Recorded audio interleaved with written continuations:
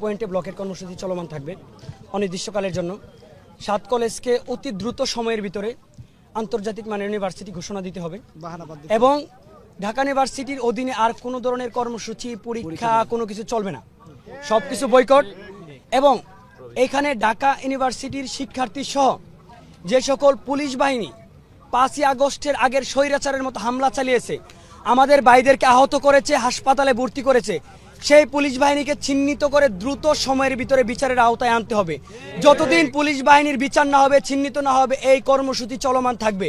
শুধু ভার্সিটি ঘোষণা দিয়ে দিলে আমরা কর্মসূচি প্রত্যাহার করব না। আমাদের ভাইয়ের রক্ত নীল খেতে জড়িয়েছে, সায়েন্স ল্যাবে জড়িয়েছে, এই রক্তের বিচার না হলে এই কর্মসূচি চলমান থাকবে।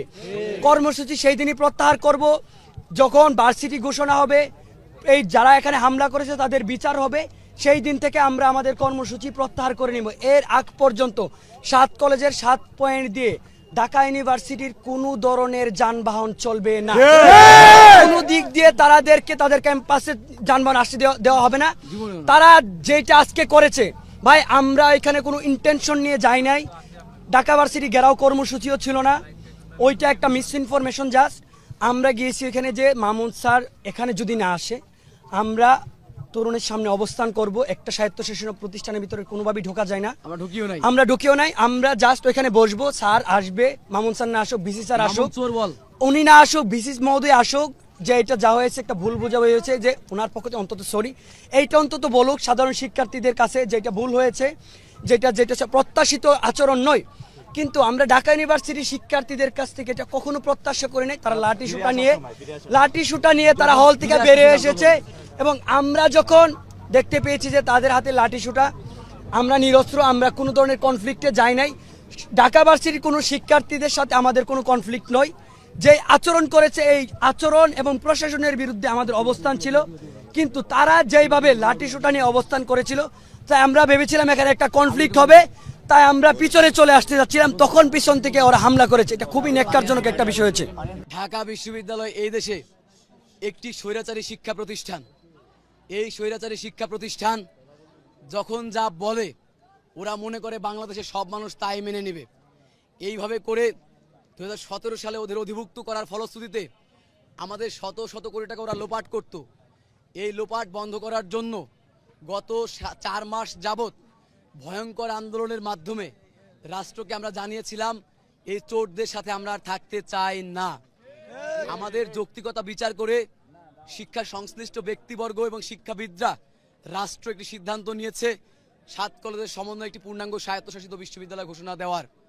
এই ঘোষণা দেওয়ার ফলে এবং আন্দোলনের শুরুতে ঢাকা বিশ্ববিদ্যালয় প্রশাসনিক কর্মকর্তাদের অবৈধ উপার্জন বন্ধ হয়ে যাবে বলে ওরা আমাদের মানুষই মনে করেন না। আপনারা জানেন গত 5 জানুয়ারি আমরা ওদের অবৈধ ভর্তি, অর্থাৎ এক ডিপার্টমেন্টে 350-400 জন ভর্তির যে অবৈধ সিস্টেম, এটার বিরুদ্ধে সাংবাদিক সম্মেলন করে আমরা স্মারকলিপি জমা দিয়েছিলাম গত 5 জানুয়ারি। সেদিন প্রভিসি মামুন আহমেদের কক্ষে যখন আমরা ঢুকি, আমাদের 2 জনকে ঢুকতে দেওয়া হয়েছিল, বাকি সবাইকে বাইরে রেখেছিল। 2 জনকে ঢুকে খুব খারাপ বাজে ব্যবহার করে, ওনার চেহারায় কেমন যেন মানে ভয়ঙ্কর সন্ত্রাসী টাইপের। আজকে আমরা কয়েকদিন পরে 15-20 দিন পরে খোঁজ নিতে গিয়েছিলাম 7 কলেজ থেকে প্রায় 50 জন। এর মধ্যে আবার আমরা ডিন অফিসগুলোতেও স্মারকলিপি দিয়েছি যে সিটের সংখ্যা কমাইতে হবে এবং বাকি আরও 5টা দাবি ছিল। পরে যখন প্রভিসি মামুনের খুনি মামুনের দরজার সামনে যাই, উনি বলে 2-3 জন ঢুকতে পারবে। এটা শুনে শিক্ষার্থীরা বলে বা যে কজন মেয়ে ছিল ওরা ভয় পেয়েছিল যে ওই দিনের মতো আবার আচরণ করবে। এজন্য বলো ভাই না, আমরা সবাই একসাথে ঢুকবো এবং 1 মিনিট কথা বলে বের হয়ে যাব যে কি করেছে এবং ওনারা কিছু না করলে আমরা হয়তো পরবর্তী সিদ্ধান্ত নিব। কিন্তু মামুন প্রভিসি খুনি মামুন, দুশ্চরিত্রা মামুন হঠাৎ করে শিক্ষার্থীদের বলল তোমরা কেন এসেছো। বলা হলো স্যার আপনি তো বিশ্ববিদ্যালয় রূপান্তর কমিটিতে ছিলেন, ওই যে ওই দিন বলছিলাম ওই কর্মসূচি এবং আপনার 7 কলেজ সম্পর্কে সর্বশেষ আপনাদের ভর্তি নিয়ে কী কাজ করে সেটা জানার জন্য এসেছি। আপনি ওই দিন বলেছিলেন যে বিশ্ববিদ্যালয় কমিটিতে আপনি মানে কি বলে আপনার মাথায় নেই এবং আপনি অস্বীকার করেছিলেন সেদিন নেই।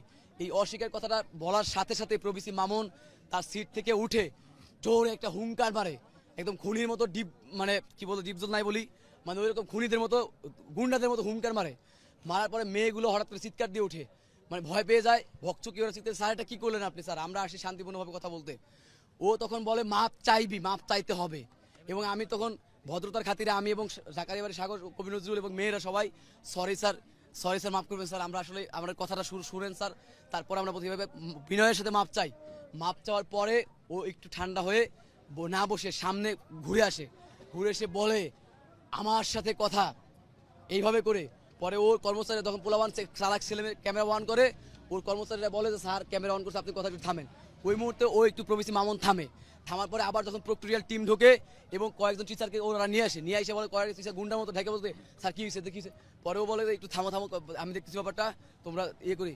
পরেও আবার হুঙ্কার দেয়, ওদের দেখে সাহস বেড়ে যায়, প্রক্টোরিয়াল টিম দেখে হুঙ্কার দিয়ে ওই টিচারদের বলে ওদের সাথে আর আমি 1 মিনিট কথা বলবো না। এর মানে প্রথম থেকে শেষ পর্যন্ত সে আমাদের সাথে কোনো কথাই বলে নাই। নতুন টিচারের কাছে দিয়ে বলে ওদের গেটের সামনে বাই করে গেটের সামনে কথা বলেন।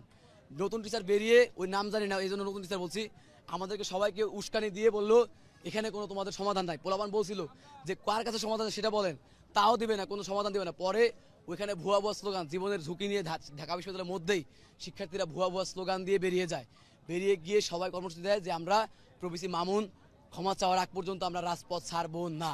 আমরা তখন শান্তিপূর্ণভাবে সায়েন্স ল্যাবে সকাল 5টা থেকে দুপুর বিকাল 5টা থেকে রাত পর্যন্ত 10টা পর্যন্ত ছিলাম। তাও যখন প্রবেশী মামুন আসেনি, আমাদের অধ্যক্ষ মহোদয় সহ ওসি মহসিন ভাই সবাই ছিল, পুলিশরা, যে ওরা হয়তো আসবে, যোগাযোগ করার চেষ্টা করছিল কিন্তু আসে নাই। পরে আমরা ঘোষণা দিলাম যে তাইলে যদি দেশেও তো আসতেছে না, মামুনের ক্ষমা চাইতেই হবে। তখন আমরা বললাম যে তাহলে আমরা মামুনের বাসা পর্যন্ত যাব। কিন্তু আমরা যত শিক্ষার্থী আমরাও জানি স্বায়ত্তশাসিত বিশ্ববিদ্যালয় পর্যন্ত ঢোকা যায় না। এটা ছিল আমাদের একটি টেকনিক যে আমরা গণতন্ত্র তরুণ পর্যন্ত গিয়ে থেমে যাব, ওরা আসবে, কাছাকাছি গেলে হয়তো আসবে, এসে মাপ চাইলে তো শিক্ষার্থীদের যে ক্রোধটা সেটা থেমে যায়। কিন্তু এসে যখন এখানে দাঁড়ালাম প্রায় 30-40 মিনিট দাঁড়ানোর পরে ওরা কেউ আসলো না, বরং তখন পুলিশ 3-4 ব্যারিকেড দিয়ে দাঁড়ালো এবং পুলিশের ওসি মহোদয় আমাদের বললো তোমরা চলে যাও, ওরা আসতেছে তোমরা একটু পিছনে যাও। তখন আমরা ভাবলাম যে যেহেতু আসতেছে তাহলে আমরা পিছনে গিয়ে দাঁড়াই, যেহেতু আমাদের কাছে কোনো নিরস্ত্র নাই, নিরস্ত্র শিক্ষার্থী আমরা শান্তিপূর্ণভাবে গেছি শুধুমাত্র মাপ চাওয়ানোর জন্য। তখন ওই দিক থেকে মামুন বাহিনী ছিল, ঢাকা বিশ্ববিদ্যালয়ের শিক্ষার্থীরা আমাদের দিক থেকে ফোন করছে ভাই আপনারা শান্তিপূর্ণ থাকেন, আমরা সমাধান করার চেষ্টা করছি। কিন্তু মামুন বাহিনী কোথা থেকে আসে জানি না, কিছু লোক ওরা অতর্কিতভাবে শিক্ষার্থীদের উপর হামলা করে, এই নিরস্ত্র শিক্ষার্থীদের উপর। তখন শিক্ষার্থীরা ঢাকা কলেজে যায়, যে দলের একটা শিক্ষার্থী ক্যাম্পাসে কেউ থাকেনি। তখন যখন এখানে এসেছে এরপরে পুলিশের নাটক শুরু হলো।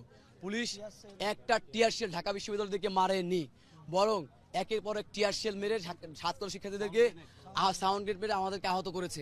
আমাদের 2 জন ভাই গুরুতর আহত, আমরা খুব ভয় ছিলাম। আমি জানি না আমরা এখনো ওরা কি আছে, আল্লাহ ভালো জানে। আমরা দোয়া করি আমার ভাইরা তাড়াতাড়ি সুস্থ হোক, এবং আমি নিজেও সহ কয়েকজন হয়তো পড়ে যাবো যে কোনো সময়, কারণ আমাদের শরীরে স্ট্যামিনা নাই, আমরা তাকাতে পারছি না। কাজেই এই যে অতর্কিত ঢাকা বিশ্ববিদ্যালয়কে সুপ্রিমেসি এবং এই দেশের মানুষ নিয়ন্ত্রণ করবে ঢাকা বিশ্ববিদ্যালয়, এই সুপ্রিমেসি থেকে বেরিয়ে আসার জন্য আমরা আর ওদের আন্ডারে একটা পরীক্ষাও দিব না। কালকের পরীক্ষা বয়কট এবং কাল থেকে ঢাকা শহর অচল থাকবে।